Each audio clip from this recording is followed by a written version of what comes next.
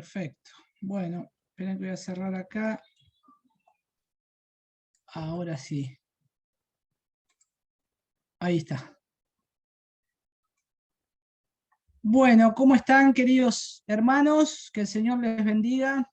Espero que puedan estar, que hayan estado bien en la semana, esta semanita que ya va finalizando, pero para muchos de nosotros va comenzando, ¿no? Cuando uno dice llegamos al final de la semana, nosotros empezamos a trabajar. Arrancamos viernes, reuniones, sábado, domingo, y bueno, también se viene otro tipo de trabajo para muchos de nosotros. Pero agradecidos al Señor que nos ha guiado. Y agradecido al Señor también que hemos podido llevar adelante con la ayuda del Señor este estudio en el cual estamos compartiendo la doctrina de Dios, ¿no? Y obviamente, como cuando comenzamos este estudio básico, lo vimos, digamos, podríamos decir, abuelo de pájaro, ¿no? Todo lo que ustedes han estado viendo, han estado sobrevolando sobre la doctrina de Dios y queda de ahora en más que sigan profundizando aún más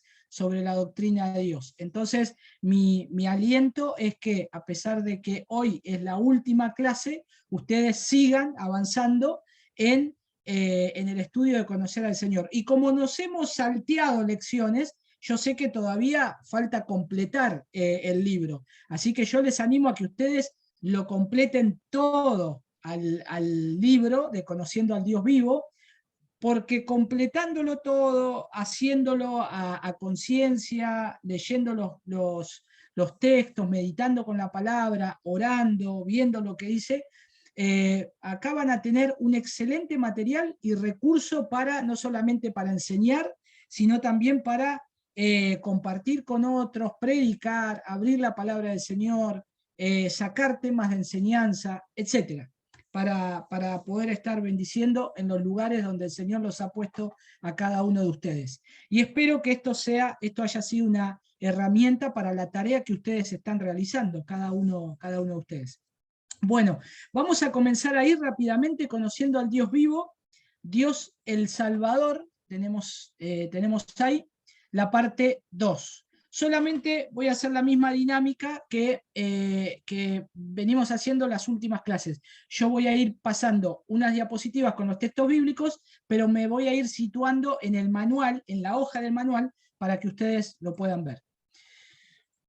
Bien, ¿qué tenemos ahí en la primera parte? En esta lección vamos a ver, en estas lecciones vamos a ver la obra salvadora del Hijo de Dios, la parte 2, eso está en la página 287, la obra consumada del Hijo, vamos a ver la obra salvadora del Hijo en la tercera parte, la obra del Hijo en el presente. Y vamos a ver la obra salvadora del Espíritu. O sea, en las lecciones anteriores nosotros vimos lo que es la salvación. Y en estas lecciones, en estas 3 que tenemos, vamos a ver cómo en la salvación que el Señor nos da, cómo obra el Hijo, cómo esa salvación es del Hijo, es dada por el Señor y por medio de Cristo tenemos salvación, cómo esa salvación obra en el presente, en nosotros ahora, y cómo el Espíritu Santo obra en la salvación. Porque nosotros tenemos que saber que en esto está la Trinidad obrando en nosotros en esa preciosa salvación que el Señor nos ha dado. Bueno, vayamos juntos ahí a la página 287 del libro. Yo la voy a poner acá. Esperen que... acá la tengo.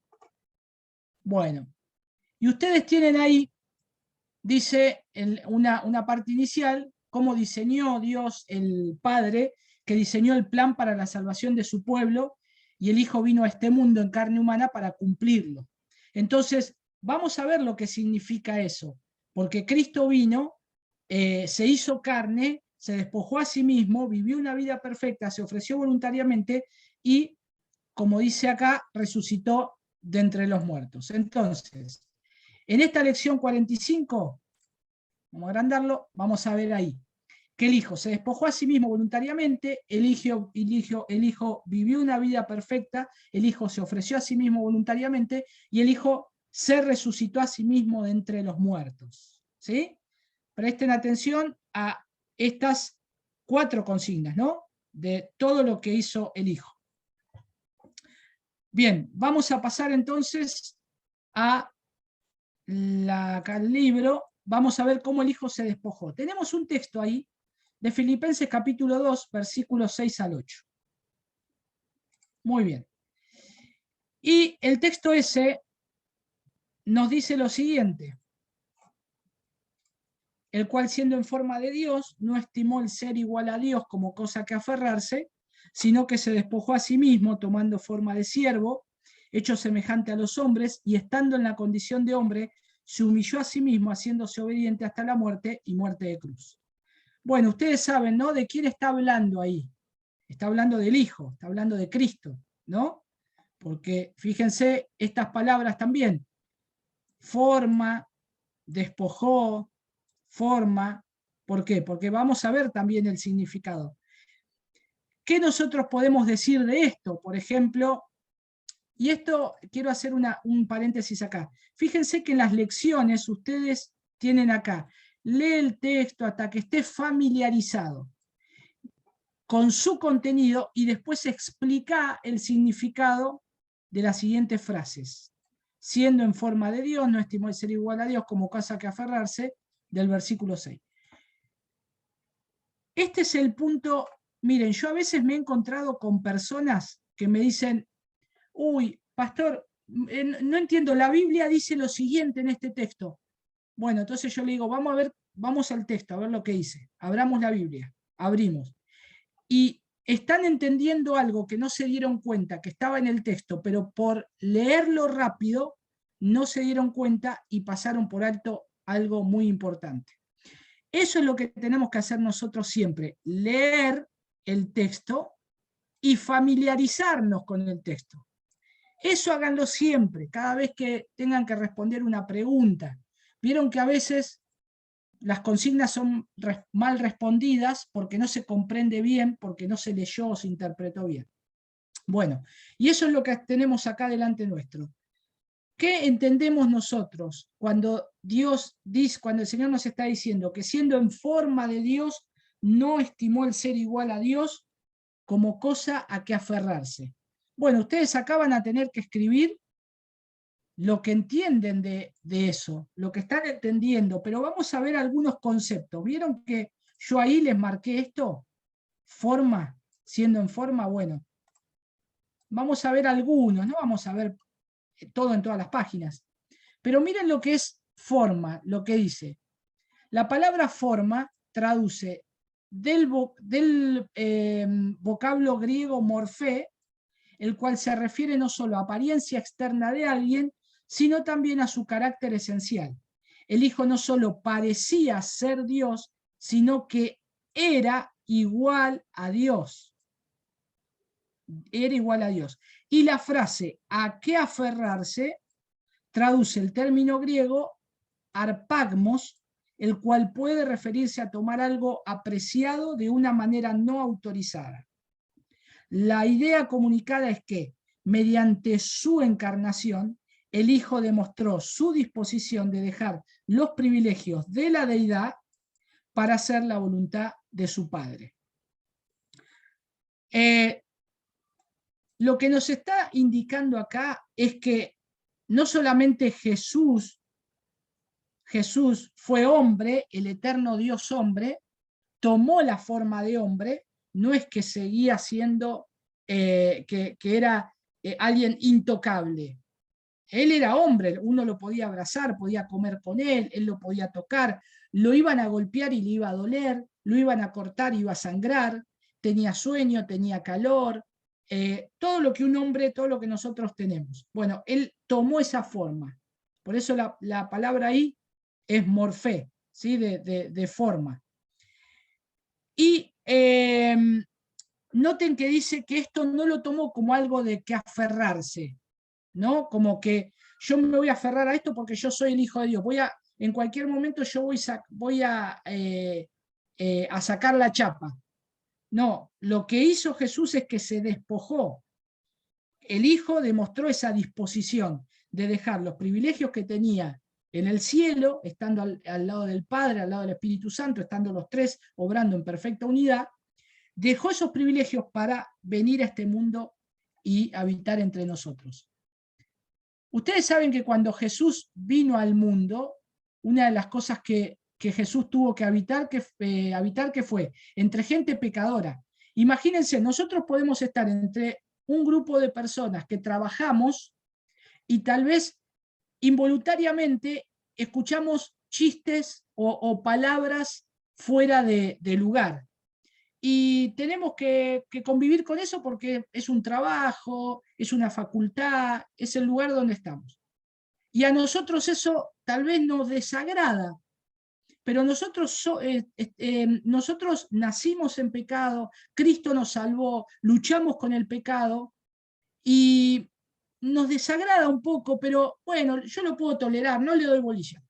Imagínense que Jesús, viviendo en perfecta santidad, baja a este mundo, conociendo los corazones de los hombres, y tiene que vivir 33 años delante de gente pecadora. No solamente eso, sino que él conocía el corazón y los pensamientos de las personas.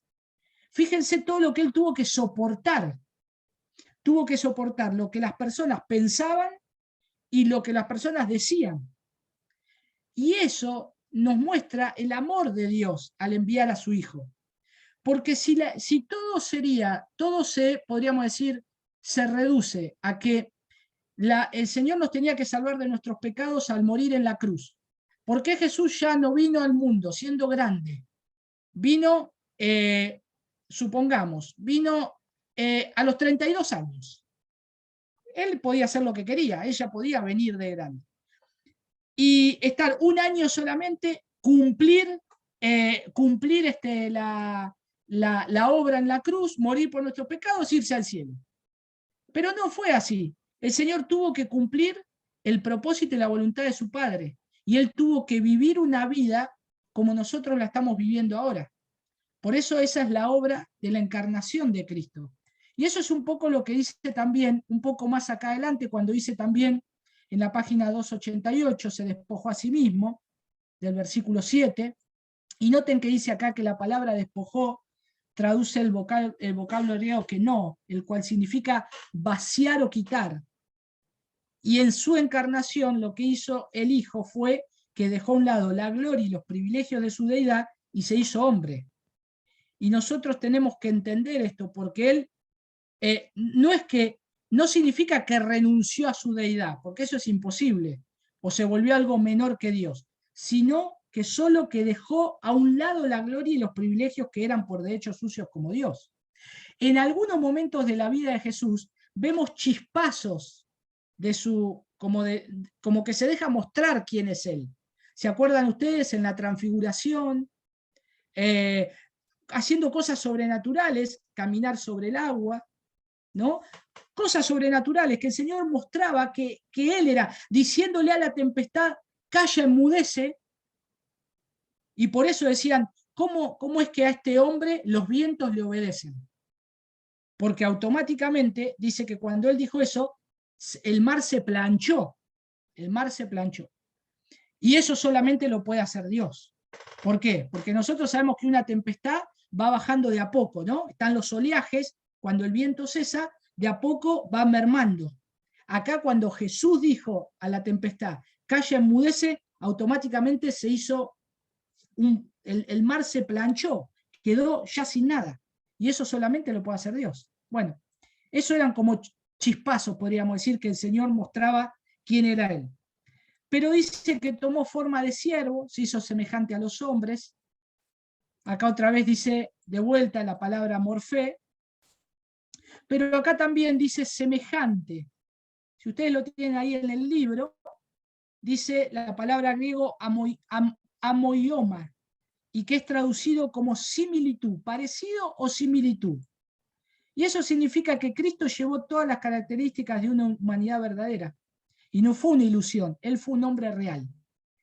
Ahora, ¿vieron que a veces nosotros le decimos a alguien que estamos aconsejando, diciéndole, che, vos tenés que seguir el ejemplo de Cristo, vos tenés que hacer lo que hizo Jesús. Bueno, nos dicen, pero yo no soy Jesús. Yo no voy a poner la otra mejilla. Yo no voy a perdonar esto. Bueno, Jesús lo podía hacer porque era Jesús. Sí, era Jesús. Pero acordate que él fue tentado como hombre. Él sufrió como hombre. Las mismas tentaciones que tenés vos, él las sufrió en el cuerpo, en carne. Dice el autor de Hebreos que él fue tentado en todo, en todo. Entonces, todo lo que nos podamos imaginar, el Señor Jesús fue tentado. En todo fue tentado. Mas en él no hubo pecado. Él fue sin pecado. Bueno, y ahí dice que para concluir esta sección vamos a considerar un texto que escribe bellamente la encarnación del Hijo a favor de su pueblo. Y ahí está 2 Corintios 8:9. Acuérdense que estamos viendo la obra consumada de Hijo, del Hijo, la encarnación de Cristo, la salvación. A ver si lo tengo acá. Filipenses, acá está. Fíjense que dice, porque ya no conocéis la gracia de nuestro Señor Jesucristo, porque ya conocéis la gracia de nuestro Señor Jesucristo, que por amor a vosotros se hizo pobre siendo rico, para que vosotros con su pobreza fueseis enriquecidos. Ustedes han leído este texto, ¿no? Y seguramente algunos han dicho, miren, el Señor nos dice que nosotros tenemos que tener riquezas porque Él se hizo pobre, que vos tenés que tener mucha plata porque Él se hizo pobre. Y toman este texto y está alejado de lo que significa esa declaración. Miren lo que dice la nota en el 289. Hay un claro propósito redentor en la pobreza autoimpuesta del Hijo. Él dejó las glorias del cielo para que pudiéramos entrar al cielo como hijos e hijas de Dios. Lo que el Señor está hablando es que por medio de su pobreza, que Él se humilló, que vino a este mundo, dejó todas las glorias del cielo, que son más que cualquier riqueza de este mundo. Él se hizo pobre para habitar entre nosotros y sin embargo Él nos dio sus abundantes riquezas, que son dadas, como Pablo dijo en Filipenses, en Cristo Jesús. También en Colosenses Pablo habla un poco de eso, pero dice que tenemos esas abundantes riquezas en Cristo Jesús. Y a su vez, la obra salvadora del Hijo, también en otro punto, es que Él vivió una vida perfecta. ¿Por qué vivió una vida perfecta? Porque esa vida perfecta, cuando Él nos salvó, es imputada a nosotros. Es imputada a nosotros. Vamos a ver ahí 2 Corintios 5:21. Miren lo que dice 2 Corintios 5:21. Al que no conoció pecado, por nosotros lo hizo pecado, para que nosotros fuésemos hechos justicia de Dios en él. ¿Qué quiere decir? ¿Que Jesús pecó? No, claro que no. Claro que no. Lo que está diciendo acá es que acá va, si ustedes tienen que llenar acá dice al que no conoció pecado, y fíjense que la palabra conoció es ginoscos, que es de conocer, y transmite con frecuencia la idea hebrea de conocimiento personal o incluso íntimo. O sea, Jesús no tuvo un conocimiento, él no pecó, él no vivía entre pecadores, pero él no pecó en su vida terrenal. Jesús no tuvo ni siquiera la más mínima relación con el pecado. Él era ajeno al pecado. Entonces, imagínense todo lo que Jesús tuvo que sufrir, ¿no? Porque no solamente al cargar nuestros pecados, Él sintió el peso del pecado en la cruz. Pero vamos a ver que Él, no solamente para salvarnos, vive una vida perfecta, sino también que tenemos textos donde prueban que el Hijo vivió una vida perfecta. Ahí tenemos Hebreos 4:15, y ustedes acá tienen que poner brevemente, con sus propias palabras, por qué Jesús, o cómo estos textos prueban que Jesús vivió una vida perfecta. No vamos a ver todo, vamos a ver 1, 2. Hebreos 4:15, porque no tenemos un sumo sacerdote que no pueda compadecerse de nuestras debilidades, sino uno que fue tentado en todo según nuestra semejanza, pero sin pecado. Acá está, ¿ven? Jesús fue tentado, ¿cuánto? en todo. Jesús fue tentado en todo, según nuestra semejanza, o sea, según como nosotros, como hombres, nada más que en él no se halló pecado. Otro texto, 1 Pedro 1, pone un poquito más grande ahí, 1 Pedro 1, 19 y 20 y 19. Sino con la sangre preciosa de Cristo, como de un cordero, sin mancha y sin contaminación. Déjenme ver si esto estaba acá en el texto. Ah, no, el 20 no iba, es 1.19, ahí está. 1 Pedro 1.19. Y bueno, después ustedes tienen ahí 1 Juan 3.5 también. Entonces estos textos, lo que ustedes tienen que hacer acá es ver que Jesús vivió una vida perfecta. Jesús fue sin pecado. 1 Pedro 1.19, lo que nos decía era, él vivió sin mancha, sin contaminación. Eso ustedes lo pueden escribir acá, en esta parte, acá. Y 1 Juan 3.5, bueno, lo vamos a pasar por alto, así no lo, ¿cómo es? No nos retrasamos tanto. Pero vamos a ir ahora a esta parte, que el Hijo se ofreció a sí mismo voluntariamente. A Jesús no le el Señor no le puso, su Padre no le puso una pistola en la cabeza para que baje a la tierra. Fue un plan premeditado de ambos, del Padre y del Hijo. Fíjense que si ustedes ven Filipenses capítulo 2, versículos 6 y 7, van a ver que, y eso ya lo vimos también, que el Señor dejó voluntariamente la gloria, los privilegios de la deidad, y Él vino a la tierra, Él se hizo hombre. Pero en el versículo 8 vamos a ver ahí el acto de humillación aún mayor que se sometió voluntariamente el Hijo. Miren lo que dice Filipenses 2.8. Y estando en la condición de hombre, se humilló a sí mismo, haciéndose obediente hasta la muerte y muerte de cruz. Entonces, él estaba en la condición de hombre, se humilló a sí mismo, se hizo obediente hasta la muerte y muerte de cruz. Este es un arreglo que hace el Señor con el Padre. Esto se hizo en la eternidad. ¿Y a qué acto de humillación se sometió voluntariamente el Señor Jesús? En este texto. Él dice que se hizo obediente, vino a este mundo, pero fue a la cruz. En la cruz, ¿quién morían? Los criminales, los malhechores. La cruz era una muerte horrible. Eras exhibido públicamente por todos. No solamente te azotaban públicamente, sino que te hacían cargar ese oprobio de la cruz. Generalmente la cruz era cargada por otras personas voluntarias que llevaban la cruz, o inclusive a veces lo hacían algunos soldados romanos especialmente para llevar la cruz.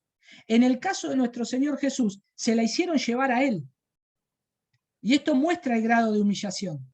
Y vieron que después en un momento se le hacen llevar la cruz a otro. Bueno, nosotros vemos ahí, sabemos por el relato, que eso nadie quería llevar una cruz. Porque el que llevaba la cruz es como si te ven pasar por la calle, en aquel entonces con una cruz, iban a pensar que vos ibas a morir en la cruz. Entonces, por eso nadie la quería llevar. Pero el soldado romano le obliga a llevar la cruz, ¿no? Que la cargue. Y Jesús la cargó. Y fíjense que la nota acá abajo puede decirse que la cruz es la forma de tortura más cruel que haya sido inventada por el hombre. Que el Hijo muriera voluntariamente en tal cruz revela la magnitud de su amor por el Padre y por nosotros. Por eso nosotros es como, algunos saben el himno ese, oh yo siempre amaré esa cruz, ¿no? En sus triunfos mi gloria será. Pero en cambio nosotros ya no tenemos que ir a la cruz a morir físicamente por nuestros pecados. Pero el Señor nos invita a llevar gozosamente esa cruz, porque ahora esa cruz es la que a nosotros nos recuerda que ahí ya murió Cristo, y ahí es donde yo tengo la libertad, donde tengo la salvación, donde tengo el amor manifestado del Padre. Bueno, Juan ahí también nos dice acerca de que Cristo se ofreció a sí mismo por los pecados de su pueblo. Déjenme pasar esto, así no nos retrasamos tanto. Romanos 5, del 7 al 8, también se ofreció a sí mismo por su pueblo. Este texto me gustaría tocarlo, a ver si lo tengo acá, Juan, Romanos, acá. Ciertamente dice, apenas morirá alguno por un justo, con todo pudiera ser que alguno osara morir por el bueno. Esto es lo que dice Pablo. Interesante, ¿no? Ciertamente apenas morirá alguno por un justo, con todo dice como que quien pudiera, ¿no? Ser que alguno osara morir por el bueno. Mas Dios muestra su amor para con nosotros, en que siendo aún pecadores, Cristo murió por nosotros. Pablo ahí está diciendo, apenas alguno puede morir por un justo, el Señor no murió por justo. El Señor murió por quienes, por pecadores, como nosotros. Qué precioso, ¿no? Bueno, ¿qué fue logrado a favor del pueblo de Dios mediante el ofrecimiento que Él hizo de sí mismo? Vamos a ver este texto de Isaías 53:11. Ustedes lo conocen. Precioso. Verá el fruto de la aflicción de su alma y quedará satisfecho. Por su conocimiento justificará mi siervo justo a muchos y llevará las iniquidades de ellos. Precioso esto. Precioso para nosotros hoy, revelado a través de toda la escritura, ¿no? Qué lindo. Miren 2 Corintios 5:21. Al que no conoció pecado, por nosotros lo hizo pecado, para que nosotros fuésemos hechos justicia de Dios en él. Todo esto es la obra del Hijo, todo esto es la obra consumada del Hijo, todo lo que hizo por nosotros. Miren la nota ahí de la página 291. Dice, porque Él fue hecho pecado en nuestro lugar, nosotros hemos sido hechos justicia de Dios en Él. Nuestro pecado fue imputado al Hijo y Él llevó la ira de Dios en nuestro lugar. Su justicia nos fue imputada ante Dios, estamos sin mancha y somos completamente aceptados. Nosotros merecíamos la ira de Dios.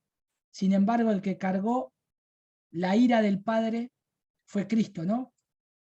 Miren, aquellos que no creen en Cristo y mueren en sus delitos y pecados, van a recibir la ira de Dios.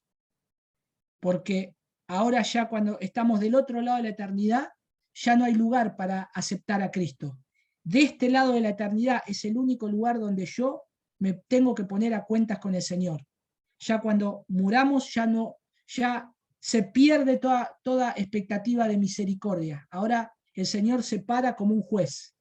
Mientras tanto, de este lado, el Señor está como juez, pero a su vez está esperando pacientemente que procedamos al arrepentimiento. Por eso hay que predicar el Evangelio, ¿no? Bueno, acá dice la palabra santificados, lo tienen ahí, que significa consagrar. Lo vamos a pasar. Y miren qué interesante esto, hermanos. Ahora ya estoy en la página 292. El Hijo se resucitó a sí mismo de entre los muertos. ¿Cómo es eso? Bueno, ¿se acuerdan que nosotros vimos que el Padre resucitó a su Hijo entre los muertos? Sin embargo, debemos entender que las Escrituras enseñan además que la resurrección fue también obra del Hijo. Él venció la muerte por su propio poder y autoridad. ¿Y quién nos dice esto? Bueno, miremos este versículo. ¿Cómo fue que el Hijo tenga poder para morir? Miremos Juan, capítulo 2, versículo 18 al 21. ¿En qué pasó acá? Acá está. Vamos a agrandar. Y los judíos respondieron y le dijeron, ¿qué señal nos muestras ya que haces esto? Respondió Jesús y les dijo, destruid este templo y en 3 días lo levantaré. Dijeron luego los judíos, en 46 años fue edificado este templo y tú en 3 días lo levantarás. Mas él hablaba del templo de su cuerpo. O sea, lo que estaba diciendo acá Jesús es, ustedes me pueden destruir, ustedes me pueden matar, pero yo al 3er día voy a resucitar. Yo tengo poder para levantarme de los muertos. Vamos a ver otro texto. Juan capítulo 10, versículos 17 y 18. Por eso me ama el Padre, porque yo pongo mi vida. Noten esto acá. Lo que dice Jesús. Yo pongo mi vida para volverla a tomar. Nadie me la quita, sino que yo de mí mismo la pongo. ¿A qué? A esto, a mi vida. Tengo poder para ponerla, ¿el qué? A mi vida. Y tengo poder para volverla a tomar. ¿De qué está hablando? De mi vida. Este mandamiento recibí de mi Padre. Miren, no sé si pensaron, pero yo les voy a decir algo. Víctor, te interrumpo un minuto. Decime. Vamos a tener que cerrar y arrancar de vuelta. Dale, queda 1 minuto 20. Bueno, Sí. hermanos. ¿Te alcanza vamos... para terminar? No. No, porque todavía me falta. Finalizamos y arrancamos Pero de vuelta.